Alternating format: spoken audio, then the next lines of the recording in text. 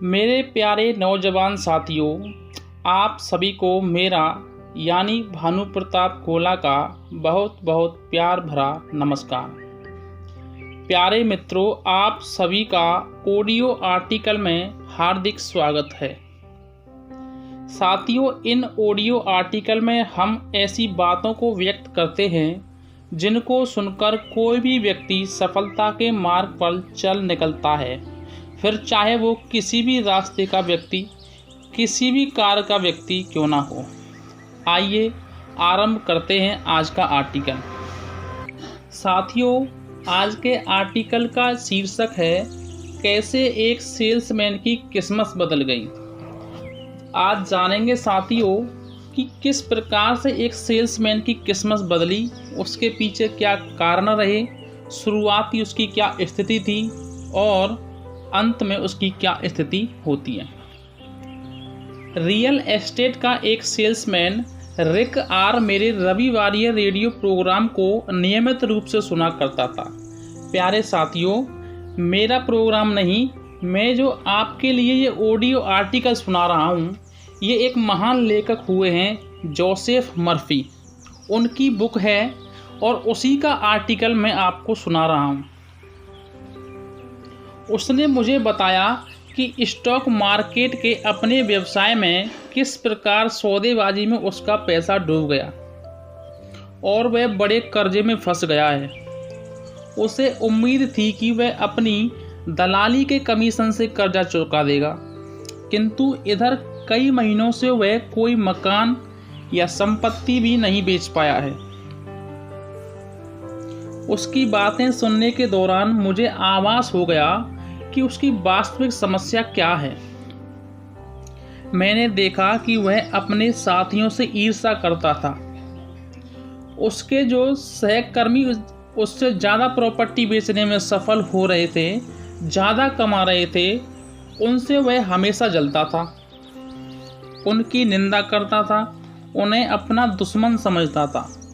वह कहता था कि उनकी बातों से उसे परेशानी होती है, उन लोगों के काम के तरीके गलत हैं, उन्हें व्यापार करना नहीं आता, उनकी बातचीत घटिया है, उन्हें पहनने ओढ़ने की भी तमीज़ नहीं है।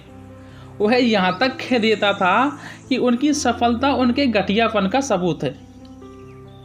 बातचीत में मैंने रिक को समझाने की कोशिश की कि जो ईर्ष्या और शत्रु भाव वह पैदा कर रहा है, वह खुद उस पर भारी पड़ रही है।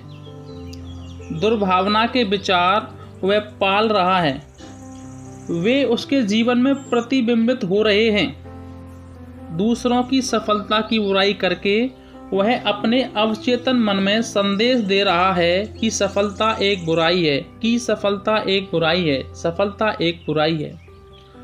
उससे दूर रहना चाहिए और उसका अवचेतन मन उसी के अनुरूप प्रतिक्रिया दे रहा है।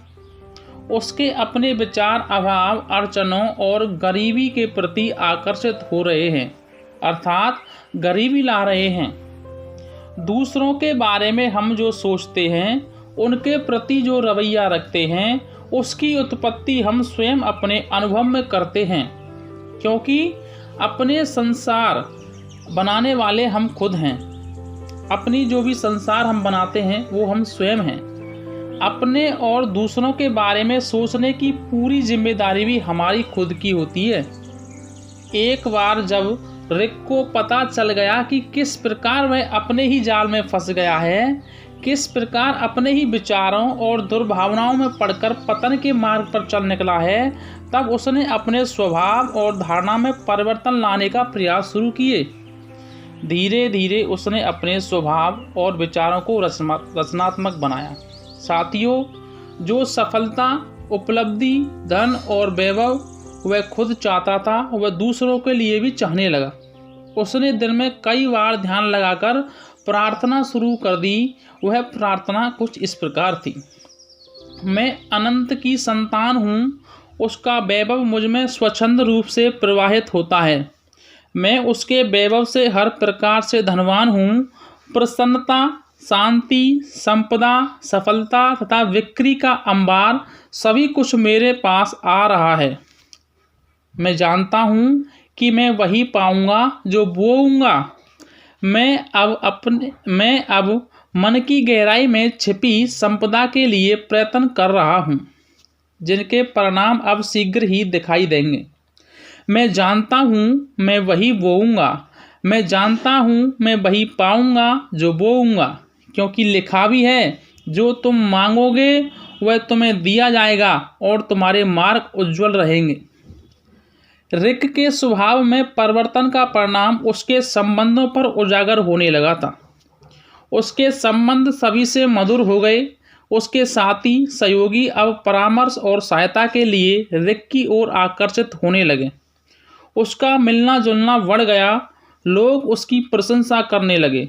आज वह अपनी फर्म की सर्वाधिक मुनाफा कमाने वाली शाखा का अध्यक्ष है।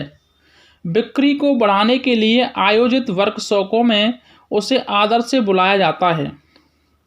उसके पास स्किल्स बढ़ाने के लिए हुनर और गुणों का खजाना है। किंवदंती की पुस्तक में कहा गया है, निर्धनता और शर्म उसके पाले में नहीं आती जो उपदेश की अवहेलना करता है। प्यारे साथियों, इस आर्टिकल से आप समझे होंगे कि हम यदि दूसरों की बुराई करते हैं, निंदा करते हैं, तो हमारा मन हमें उसी दिशा में ले जाता है। हमारे भी विचार सही नहीं रहते। जब अपने विचार ही सही नहीं रहेंगे तो अपने काम भी सही नहीं होंगे। प्यारे साथियों, आपके विचारों में यदि आपके विचारों में नेगेटिविटी है, ईर्ष्या है, निंदा है, तो आपके भी कार्य इन्हीं की वजह से खराब होने लगते हैं। इसको साथियों इस प्रकार समझ सकते हैं आप, आपकी जेब में मूंगफली रखी है तो आप किसी सामने वाले को अपनी जेब में हाथ डाल करके काजू नहीं दे सकते, क्योंकि जो आपके माइंड में है, मस्तिष्क में है, वही आप दे पाएंगे। प्यारे साथियों, आर्टिकल आपको मैं आशा करता हूँ अच्छा लगा होगा। इसी प्रकार के और भी आर्टिकल सुनने के लिए आप हमारे इस YouTube चैनल को सब्सक्राइब करें, शेयर करें और ज़्यादा से ज़्यादा लाइक करवाएं। साथियों, विश्वास करें, इस प्रकार के ऑडियो आर्टिकल सुनने से आपकी हर एक क्षेत्र में उन्नति होगी। इन्हीं बातों के साथ मैं अपनी बात को समाप्त करने की इजाज़त चाहता हूँ।